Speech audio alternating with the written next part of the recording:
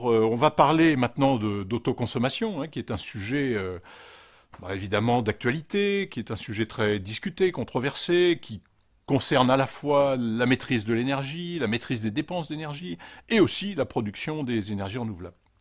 Alors qu'est-ce que l'autoconsommation? En réalité, c'est une autoproduction, il s'agit de produire pour soi-même. Néanmoins, ça n'est pas de l'autonomie, on reste connecté au réseau. Alors pourquoi les gens s'engagent dans cette histoire? Eh bien, ils veulent bien souvent produire localement, produire moins cher, produire plus propre. C'est un des objets, évidemment, de tout ça. Une enquête a été faite par l'IFOP début 2014 qui a montré que 72% des personnes interrogées souhaitent consommer leur production plutôt que la vendre au réseau comme ça se fait traditionnellement depuis la mise en place des tarifs d'achat. Donc c'est un mouvement de fond très important. Alors bien sûr là-dessus il y a un certain nombre de contraintes. Bien sûr les productions solaires sont variables, les consommations elles-mêmes sont déjà variables à différentes échelles, horaires, saisonnières, les usages varient entre un logement et un commerce, ce n'est pas la même chose. Donc il y a beaucoup d'éléments à intégrer et à piloter. Le réseau reste évidemment très très présent en tant qu'appoint, en tant que secours, les jours de pluie, les jours de panne qui arrivent. Ça sert aussi, le réseau servira aussi à mutualiser les excédents, c'est-à-dire que tout ce qui sera produit par le solaire et qui ne sera pas utilisé sur place, eh bien, partira sur le réseau. Donc il a un rôle là de mutualisateur. Et puis accessoirement, il a un rôle qu'on lui a donné au fil du temps, qui est un rôle de collecteur de taxes. Donc, on le voit très bien ici, pour un même bâtiment, il y a deux moyens d'approvisionnement. Le réseau en rouge, et on voit bien que le réseau, eh bien, c'est un montage compliqué. Dans les coûts du réseau, eh bien, on a les coûts de production, les coûts de transport, les coûts de distribution, les pertes en ligne, les coûts de comptage, et ces fameuses taxes qui sont appliquées sur chaque kilowattheure qui est effectivement consommé. Le photovoltaïque en face de ça, évidemment, est beaucoup plus simple. On a juste un investissement, du financement à payer, et puis un peu d'entretien derrière. Donc c'est ce qui fait son côté, évidemment, très séduisant. Alors les évolutions, évidemment, sont nombreuses.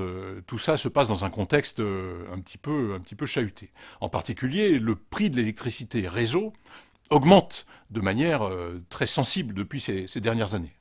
Donc en gros, différents rapports, la commission de régulation de l'énergie, il y a une commission du Sénat aussi qui se sont penchés sur le sujet, on a estimé à une augmentation en gros de 5 à 6% par an jusqu'à 2020. Et on sait très bien pourquoi.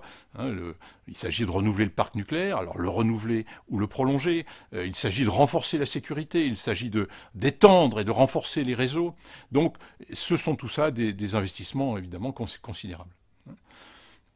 Alors si on regarde quelle est la structure du coût de cette énergie qu'on achète au réseau, on s'aperçoit qu'on a une structure effectivement très, très complexe. Pour un simple raccordement de 36 kVA, pour un commerce, pour un petit bâtiment tertiaire, on voit bien qu'on a, et c'est une structure qu'on retrouve de façon assez classique, une partie fixe qu'on appelle abonnement en général, mais qui regroupe aussi de l'acheminement et puis bien sûr un certain nombre de taxes. Donc, mais cette partie fixe finalement est très faible. On voit ici que, en gros, elle est de l'ordre de 2 centimes par kilowattheure. Alors que la partie variable, eh bien, elle est ici de 14 centimes par kilowattheure. Donc beaucoup plus important. Et qui regroupe non seulement, évidemment, l'énergie, mais aussi son acheminement, mais aussi un certain nombre de taxes, la CSPE, bien sûr de la TVA, etc., etc. Donc, à chaque fois qu'on va consommer sa propre production, eh bien, c'est toute cette partie variable qu'on va économiser. Alors si on regarde ce qui se passe aussi un petit peu à l'extérieur, un peu autour de nous en Europe, eh bien on voit que la situation française est un peu particulière. 14 centimes en moyenne, vous voyez, pour un individu, pour une famille, pour un habitat moyen, 14 centimes le kilowattheure en France, alors qu'il est de 18 en Espagne, mais de 26, 21, 22 pratiquement en Italie et pratiquement 26 en Allemagne. Donc on comprend bien pourquoi cette autoconsommation a commencé par se développer en Allemagne et puis ensuite en Italie, et qu'elle nous arrive seulement maintenant chez nous. Alors il y a des théories évidemment là-dessus, il y a un certain nombre d'éléments, en particulier un mot que vous avez inévitablement entendu, c'est celui de parité réseau. Donc cette parité réseau, elle est très simple, donc beaucoup de définitions ont été données, mais en fait il suffit de s'en tenir à la plus simple. On voit ici deux grandes courbes, il y a la courbe verte qui est la courbe du prix, de l'évolution du prix du photovoltaïque au cours du temps, hein, depuis 1990 jusqu'à maintenant, et au-delà. Donc on voit bien que ce prix a considérablement baissé et continue à baisser. Et en face, on a les courbes rouges qui montrent la fourchette de prix du réseau, qui lui, bien sûr, augmente. Et il arrive un moment où ces courbes se croisent. C'est la situation actuelle. Les courbes se croisent. Autrement dit, dans la plupart des situations, le coût du kilowattheure photovoltaïque est à peu près identique au coût du kilowattheure réseau. Donc il suffit que le kilowattheure réseau continue à monter un peu et que le photovoltaïque continue à baisser pour qu'il devienne clairement plus intéressant d'utiliser sa propre production photovoltaïque.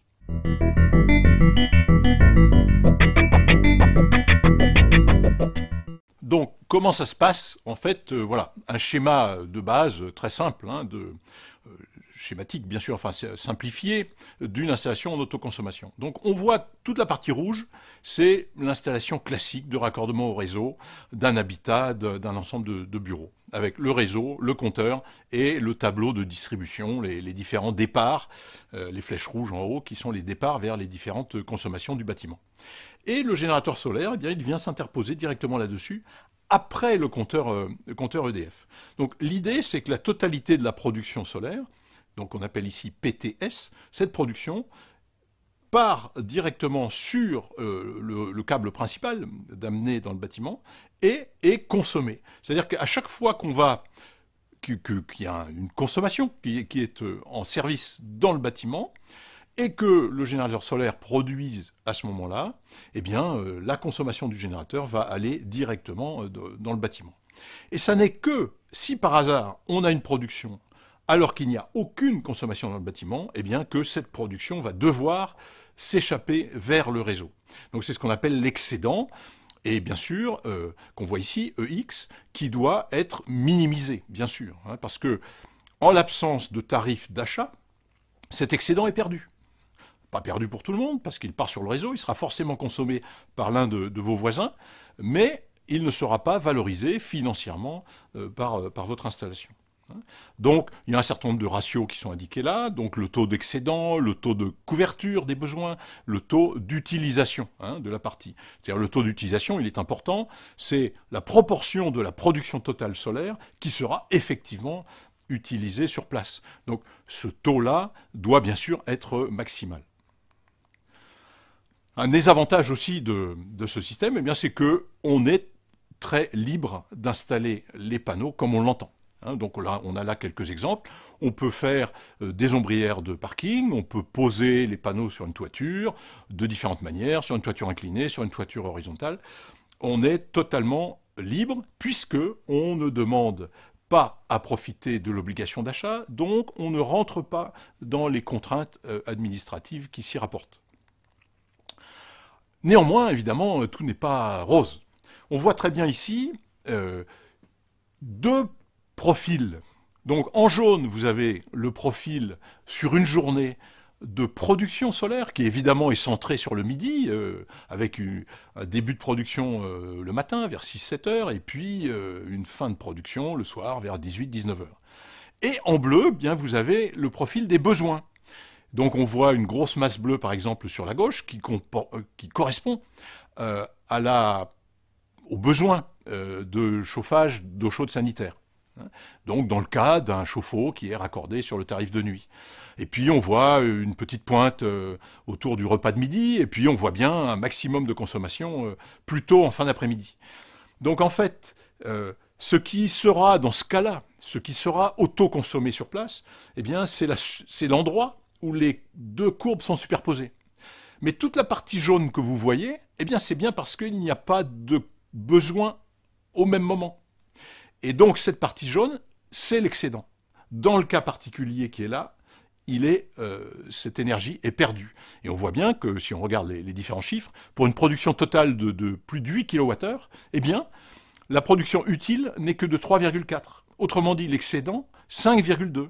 C'est plus que la moitié de votre production qui est perdue sur le réseau. Donc, évidemment, on ne peut pas laisser les choses en l'état.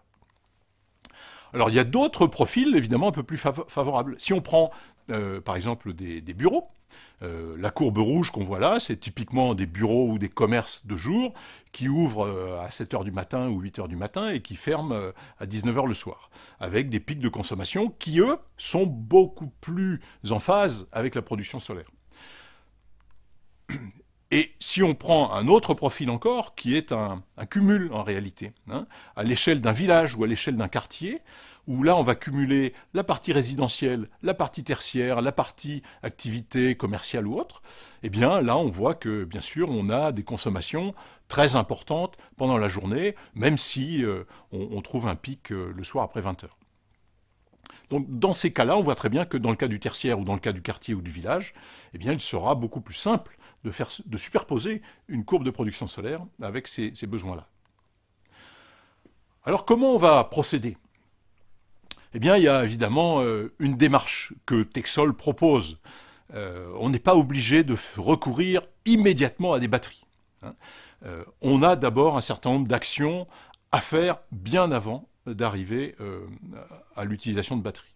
Donc la première chose à faire, c'est d'informer l'utilisateur. Déjà, par son propre comportement, par son simple comportement et éventuellement modification de comportement, il peut déjà modifier légèrement son profil de consommation.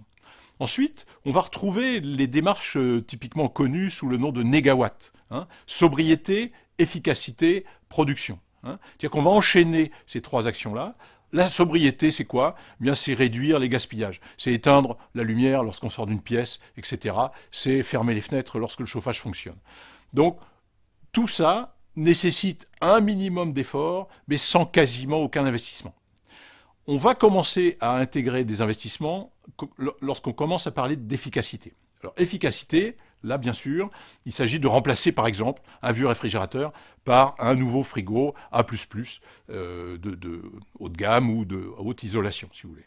On va remplacer les lampes, etc. C'est ça l'efficacité, mais ça nécessite déjà, évidemment, un minimum d'investissement. Et c'est seulement une fois qu'on aura fait ça qu'on va implanter notre production locale, du photovoltaïque en autoconsommation. Mais, malgré toutes les modifications qu'on a pu faire sur notre profil de charge, il est fort probable qu'il reste encore des pertes, de l'excédent. Donc, on va commencer à gérer nos affaires, c'est-à-dire à la fois la production et la consommation. Et la gestion, eh bien, c'est tout un ensemble de choses. On peut travailler sur des effacements, par exemple, c'est-à-dire éviter que ne démarrent en même temps le chauffage électrique, le frigo et le lave-linge. Donc ça, c'est du pilotage, c'est du contrôle sur les consommations. Si, à l'issue de tous ces efforts, il reste encore de la production excédentaire, eh bien on peut très simplement l'évacuer pour produire de l'eau chaude. Il n'y a pas de tabou sur cette histoire. 1 kWh est 1 kWh. Il peut être utilisé de différentes manières dans la mesure où il répond à des besoins. Si l'installation a été correctement dimensionnée et si les pilotages sont bien conduits, ces excédents pour produire de l'eau chaude resteront faibles. Si par hasard ces excédents sont importants, rien n'empêche de les utiliser pour alimenter une pompe à chaleur. Et à ce moment-là, augmenter l'efficacité de ces kilowattheures-là pour produire, encore une fois, de l'eau chaude ou, pourquoi pas, chauffer des locaux à un moment où on en a besoin. Une autre utilisation, alors qui peut venir peut-être en meilleure valorisation par rapport à cette utilisation purement thermique, c'est la mobilité, c'est-à-dire recharger des véhicules, que ce soit un vélo, un scooter ou un 4 roues, une voiture. Et là, quitte à charger des batteries, autant que ce soit les batteries d'un véhicule. Parce que pour le coup, on ne peut pas faire autrement. Ces véhicules ne peuvent fonctionner qu'avec des batteries qu'on va recharger au préalable. Donc, si on doit recharger des batteries, eh bien, on va commencer par celles-là. Les batteries de mobilité. Et donc, ce qui veut dire quoi ?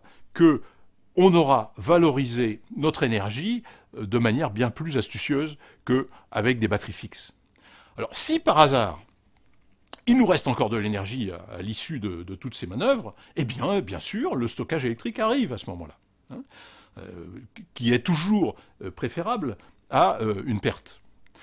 Mais vous avez vu que jusque-là, on reste à l'échelle du bâtiment. C'est-à-dire, on ne sort pas du bâtiment. Et vous voyez sur le diagramme ici, sur la gauche, vous voyez qu'on passe du bâtiment à l'échelle du quartier. Et même au-delà, on peut passer à l'échelle de la région. Et donc, vous avez l'étape numéro 10, c'est-à-dire une fois qu'on a fait tout ce qu'on vient de voir à l'échelle du bâtiment, eh bien, on rentre dans ce qu'on va appeler la mutualisation. C'est-à-dire, vous avez encore de l'énergie excédentaire après avoir fait tout ça. Cette énergie part sur le réseau. Eh bien, il va falloir la gérer, la mutualiser, parce que vous aurez des voisins qui auront un peu les mêmes difficultés, et il faudra valoriser cette énergie, soit en la délivrant à un consommateur particulier qui a des besoins adaptés, soit éventuellement en revendant ça à un opérateur alternatif, des gens comme Enercop ou autres, hein, qui seront intéressés par cette énergie, parce que ne l'oublions pas, c'est encore une énergie renouvelable, donc 100% propre. Et au-delà, si par hasard il reste encore de l'énergie disponible, eh bien rien n'empêche de songer à des stockages électriques, mais cette fois de forte puissance. Hein. Là, on peut très bien utiliser les stations de transfert d'énergie par pompage, hein, les fameuses stations dans lesquelles on turbine de l'eau en descente et on repompe de l'eau en montée, ce qui permet de stocker de l'énergie excédentaire et de la réutiliser lorsqu'on en a besoin, et d'ailleurs avec un excellent rendement.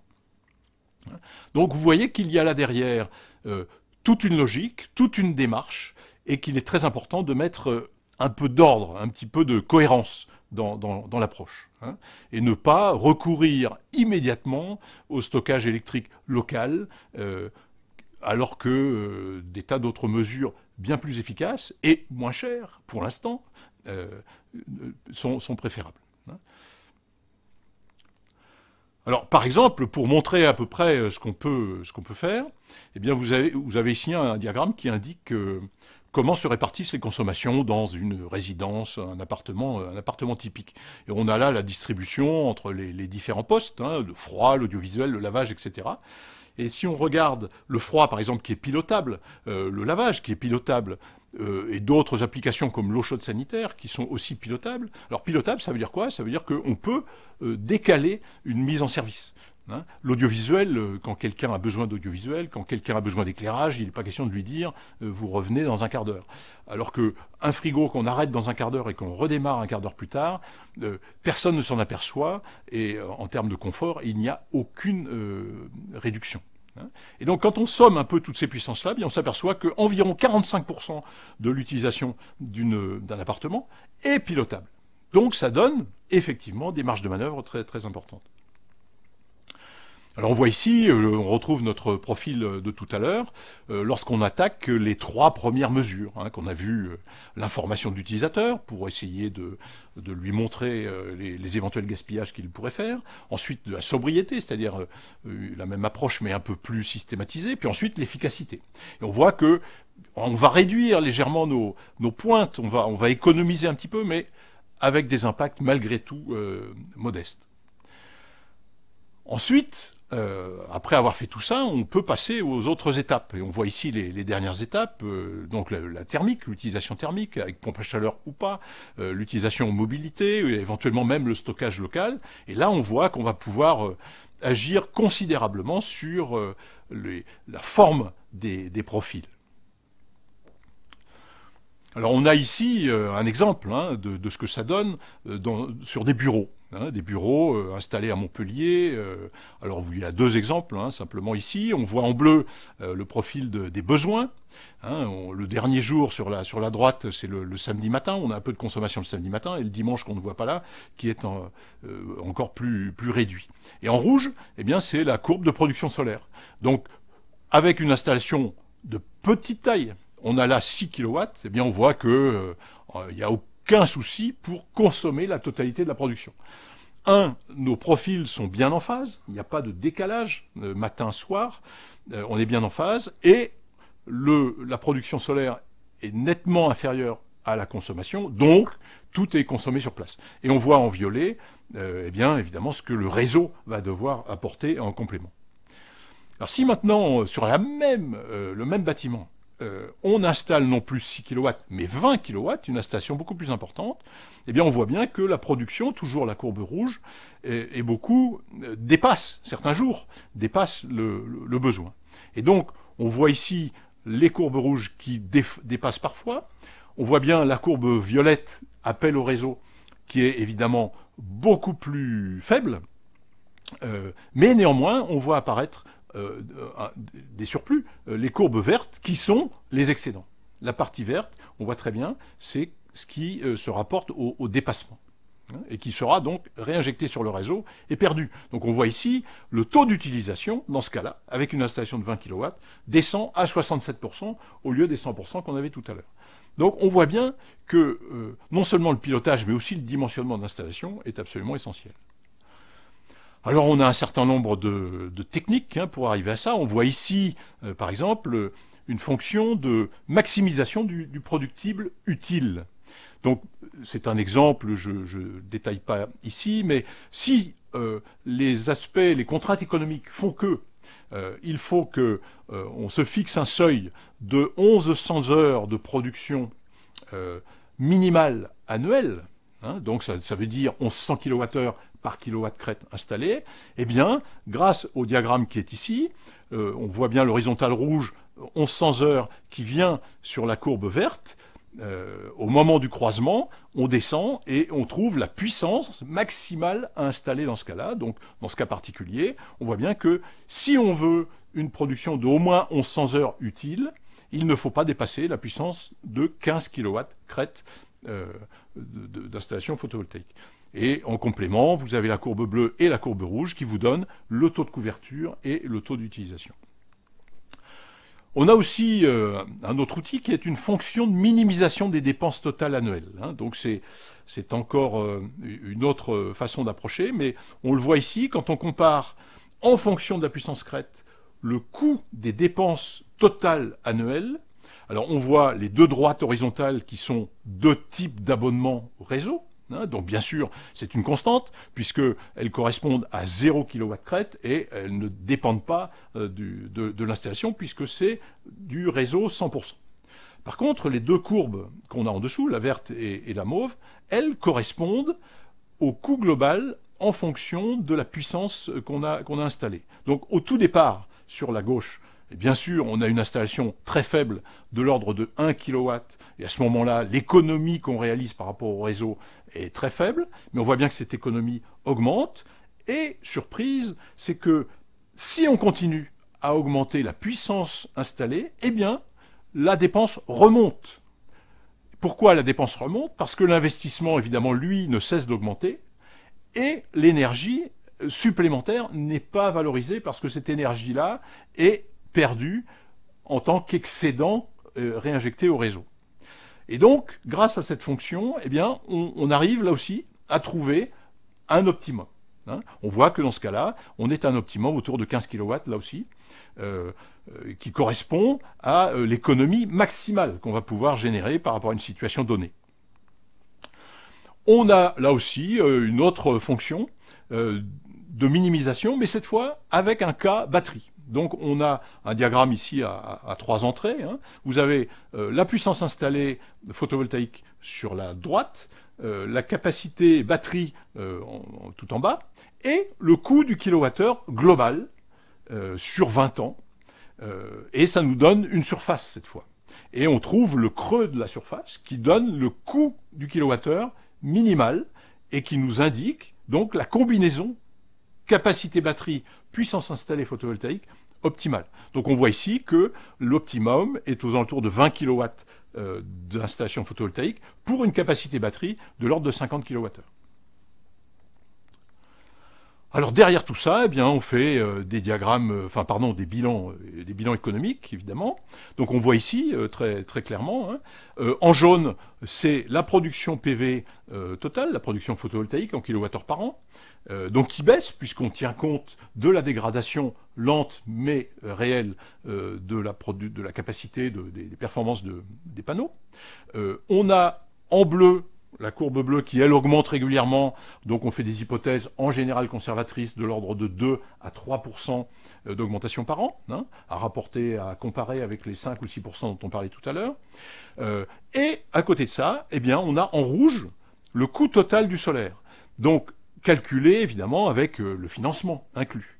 Donc ici, il s'agit d'un cas de figure avec un emprunt sur 8 ans, donc un emprunt très court. Et on voit qu'évidemment, pendant les 8 premières années, eh bien, le coût du solaire est supérieur au coût du réseau. Donc, ces années-là sont déficitaires, et ce qui donne l'escalier descendant qui se trouve en dessous, qui indique, lui, le cumul. À partir de la 8e année, l'emprunt s'arrête, et très clairement, le coût total solaire devient nettement inférieur au coût du réseau.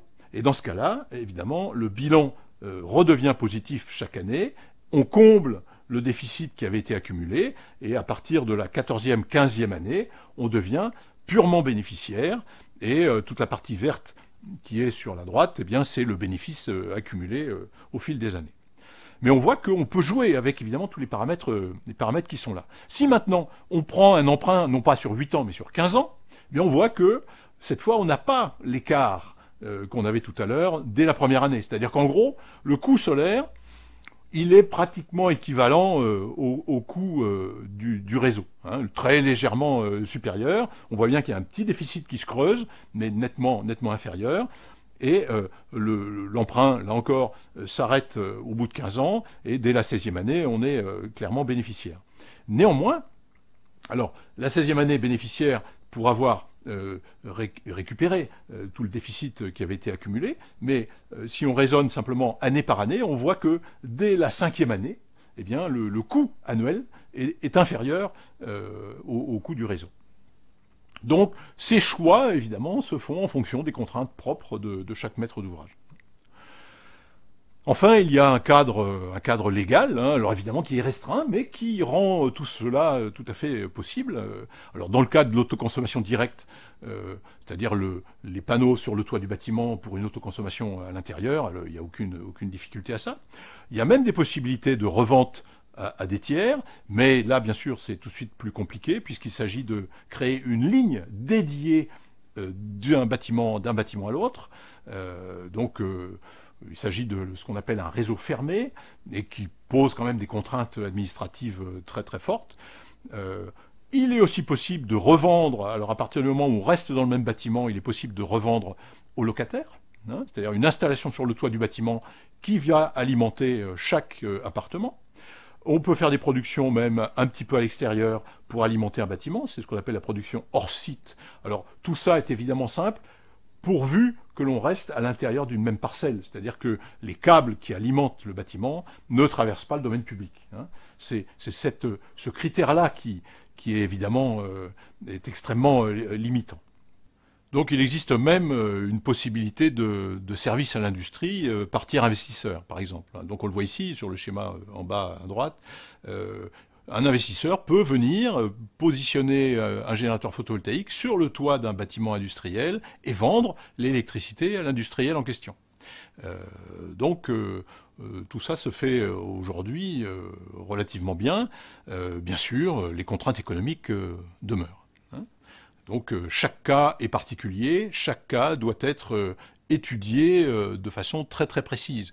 Et on a vu qu'il y a pas mal d'éléments à considérer, les deux principaux étant bien sûr la ressource solaire du lieu, ça c'est évidemment l'élément plus important, et de l'autre, d'avoir le maximum d'informations sur le profil des besoins. Et donc à différentes échelles.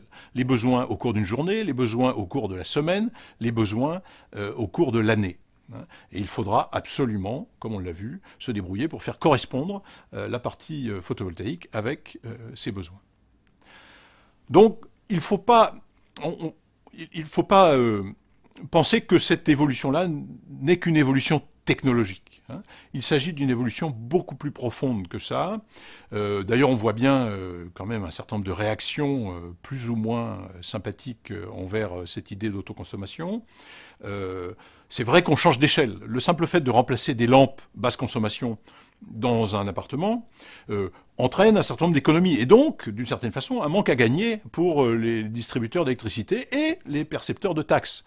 Mais là, l'autoconsommation photovoltaïque, on change d'échelle. Ce n'est pas 3%, ce n'est pas 10% d'économie que vous allez faire, mais 60, 70% ou 40%, évidemment selon les cas, mais on voit bien qu'il s'agit d'éléments de quantité beaucoup plus importante.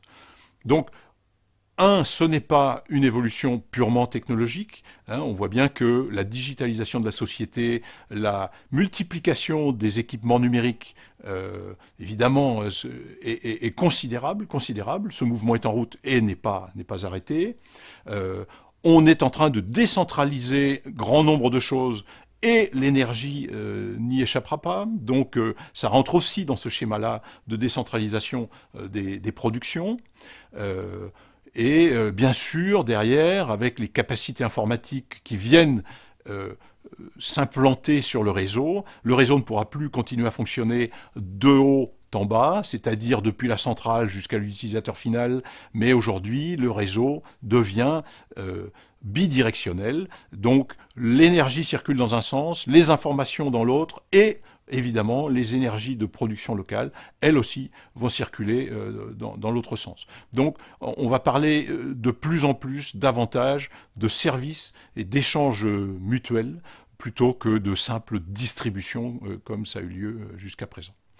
Donc voilà, ça a été rapide, mais j'espère vous avoir expliqué le plus précisément possible les tenants et les aboutissants. Et donc, lors de vos prochains projets, eh bien évidemment, n'hésitez surtout pas à penser photovoltaïque.